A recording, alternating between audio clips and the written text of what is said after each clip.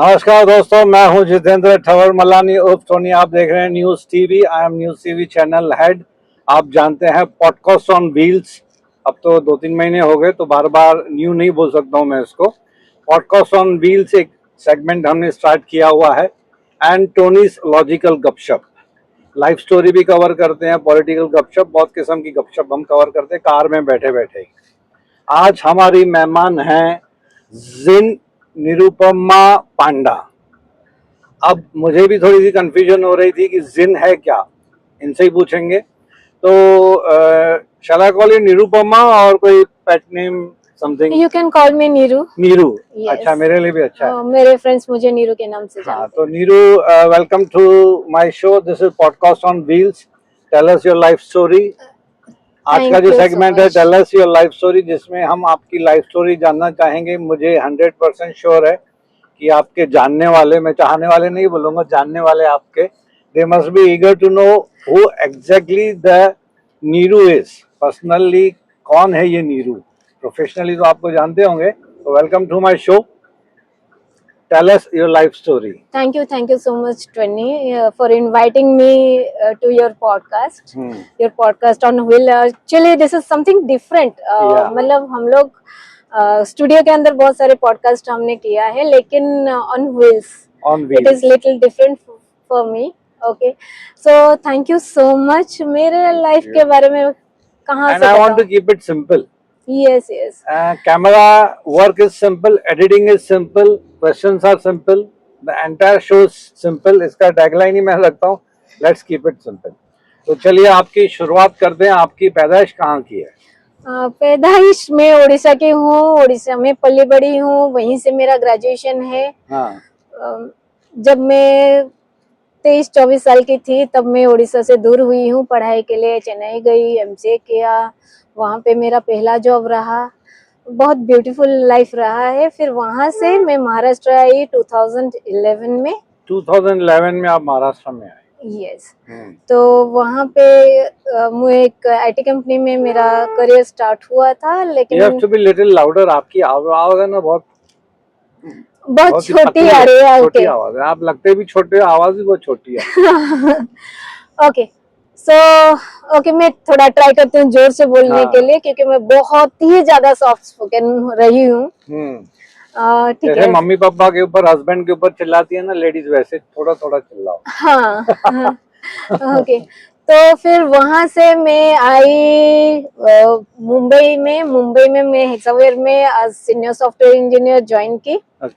6 साल आईटी में रहने के बाद लाइफ बहुत अच्छा ही चल रहा था। Monday to Friday job, Friday party night, chilling life, जैसे यंगस्टर्स का होता है। यस। लेकिन वहाँ पे मुझे कुछ मजा नहीं आ रहा था, तो धीरे धीरे मैं बहुत सारे सोशल ऑर्गेनाइजेशन के साथ जुड़ती गई। हाँ। बच्चों के लिए बहुत सारा चीज कुछ करती गई, क्योंकि वही फ्राइडे नाइट पार्टीज में जाना, पब में डांस करना, ड्रिंक, वो सारा चीज हमें नहीं जमता था। बहुत छोटे से फैमिली से आई थी, एक कल्चरल वैल्यू लेके आई थी। लेकिन पार्टियां तो की ना? फिर पार्टियां बहुत सारे की और कर भी रही हूँ, ऐसा नहीं है। तो क्यों बोल रही हो कि नहीं जम रहा था? हर फ्राइडे वो कुछ अलग करना था। मोनोटोनस हो गया। Yes, actually I don't enjoy loud music and वो भीड़ थोड़ा नहीं पसंद है। लेकिन हाँ, जब आप अकेले हो, बहुत सारे फ्रेंड लोग आपको बुला लेते हैं, यू कैन नॉट से नो। तो वो सारे लाइफ से मुझे कुछ खास लगाव नहीं था, तो मैंने। सॉरी टू इंटरप्ट यू, मैं बीच बीच में थोड़ा बात करूंगा, नहीं तो लगेगा स्टैचू बैठा हुआ है। Saying no is an art. Yes, है ना? Saying no is an art. चलिए आगे चलते हैं। I am very weak in that part. तो मैं किसी को ना नहीं बोल पाती, बहुत मुश्किल होता है मेरे लिए ना। Me too. अभी जाके मैं सीख रही हूँ ना बोलना, बहुत सारे अप्स एंड डाउन्स फेस करने के बाद।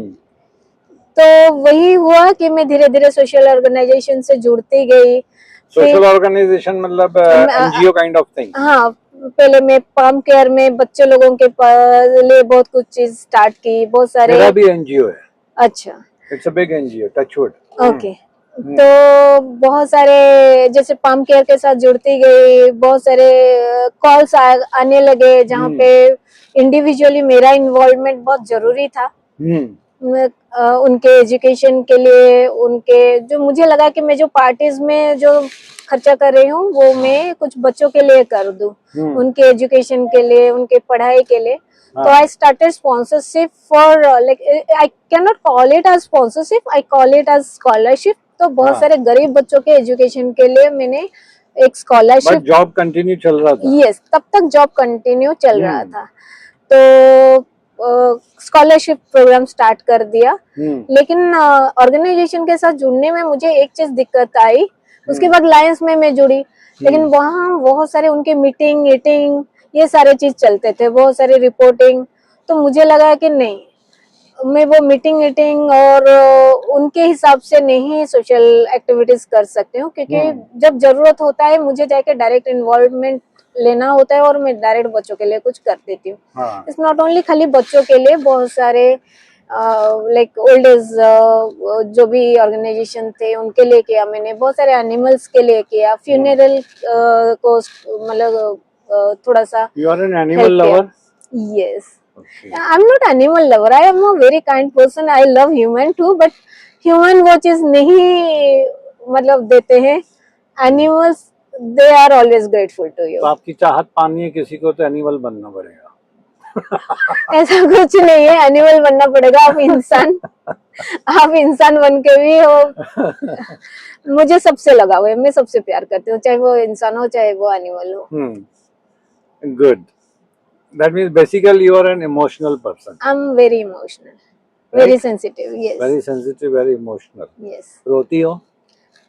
रोती हूँ लेकिन बात पे? नहीं, थोड़े थोड़े बात पे नहीं रोती हूँ। बस कभी अकेले आंखों से आंसू निकल जाता है, या फिर वही सामने वाले पर्सन, मेरे पापा, मेरे मम्मी पापा के सामने, और किसी के सामने नहीं। बहुत कम मेरे आंखों से। कहते हैं लड़कियों की एज नहीं पूछी जाती है, लेकिन फिर भी मैं पूछ रहा हूँ क्योंकि पॉडकास्ट के लिए जरूरी है। Tell us your life story. What is your age? I am actually let me जज। गेस 27-30 के बीच में? नहीं, 3 गेस कीजिए। 3 गेस? यस। 27-30 नहीं? नहीं।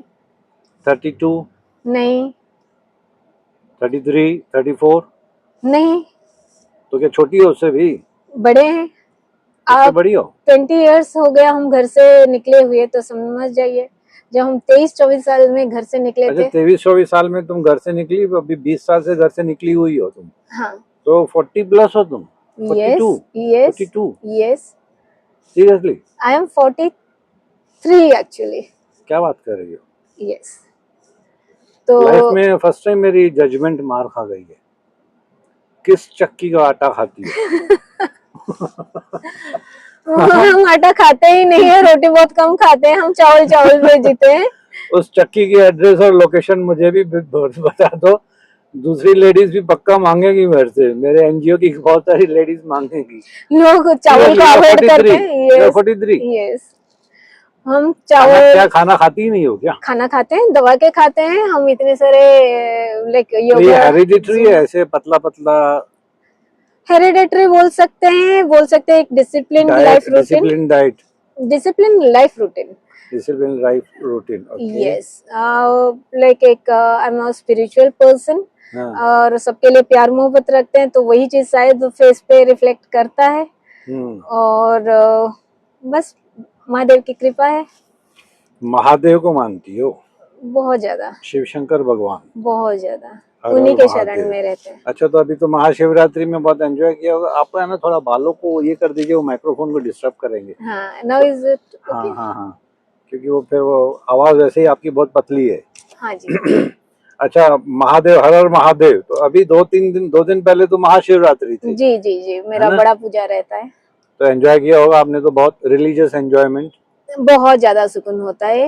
यही दिन के लिए हम साल भर से वेट करते हैं। मेरा 4 प्रेयर का पूजा रहता है। क्या रहते? 4 प्रेयर की पूजा करते हैं। 4 प्रेयर? 4 प्रहर। 4 प्रहर, ओके। हाँ, मतलब हाफ डे। तो 2 दिन? यस। 2 दिन का फास्टिंग निर्जल उपवास रहता है मेरा। वो क्या है? मतलब बिना पानी के। अच्छा, पानी भी नहीं पीना है? नहीं, बिना पानी के, गले से भी पानी नहीं उतरना चाहिए। अच्छा, थूक भी नहीं निकलनी है? नहीं। अरे बाप रे, इतना टफ। टफ क्यों? आपको टफ कुछ लगेगा, लेकिन ख्वाहिशें अभी भी अधूरी हैं। नहीं, जिनके शरण में है उनके लिए उनका होना ही सबसे बड़ा वरदान है, उनके शरण में होना तो ही मतलब सबसे दिस बड़ा। Is thanksgiving fast yes, this हाँ? Is thanksgiving for wellbeing. For wellbeing. और उनकी जो ऊर्जा से मेरा ऊर्जा है, जो मेरी साधनाएं हैं, सब उन्हीं के लिए मेरे चलो लाइफ अच्छा में। है, फास्टिंग करना है, रिलीजन को मानना है, पूजा करना है, सब अच्छी बातें हैं। आप अपने नाम के आगे जिन लगाती हो, ये जिन क्या है?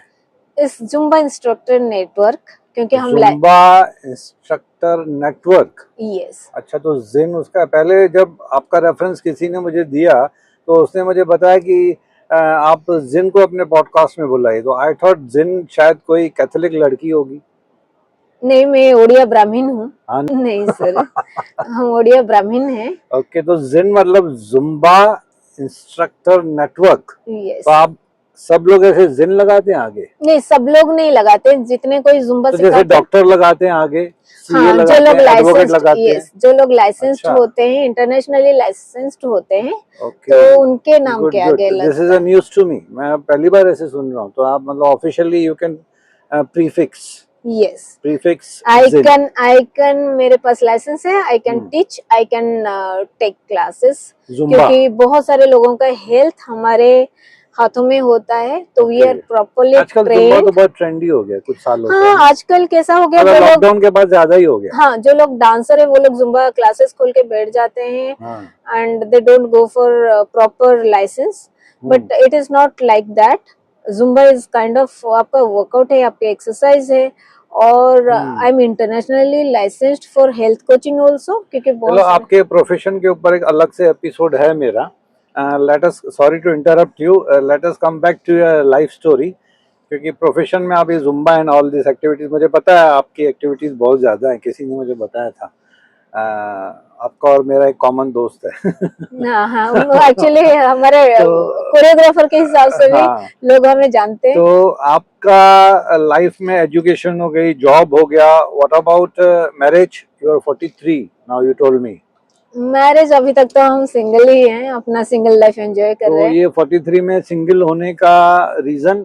ऐसा कुछ नहीं है, काफी बिजी रहे हैं पढ़ाई में, जॉब में, अदर मतलब एक्टिविटीज शादी में। फिर याद ही नहीं पड़ी? शादी याद, अचानक से ऐसे याद आ रहे, मैं तो शादीशुदा हूँ ही नहीं, ऐसे हुआ? शादीशुदा के अभी लाइफ ऐसे ही बहुत कंफर्टेबली और बहुत एंजॉयमेंट के साथ चल रहा है, बाकी सबको देख के थोड़ा बहुत लेसन मिल गया है। मतलब शादी की डर गई है, जरूरत ही हाँ, नहीं है। हाँ। ओके, मतलब दूसरों के एक्सपीरियंस, दूसरों के मतलब एक्सपीरियंस से थोड़ा नेगेटिव एक्सपीरियंस मिले देखे आप? नहीं, नेगेटिव नहीं, एक्चुअली लाइफ में एक ऐसा चीज है कि हम बहुत सारी चीज में इन्वॉल्व हैं, तो वैसा कोई साथी मिलना चाहिए जो थोड़ा हमें भी समझे और वो डिग्निटी और रिस्पेक्ट दे पाए। लाइक आई एम वेरी शादी की इंडिपेंडेंट। नहीं, मतलब कोई जिसको आप लोग कहते हो कि right man, mister right, yes, mister right कोई नजर नहीं आया अभी तक?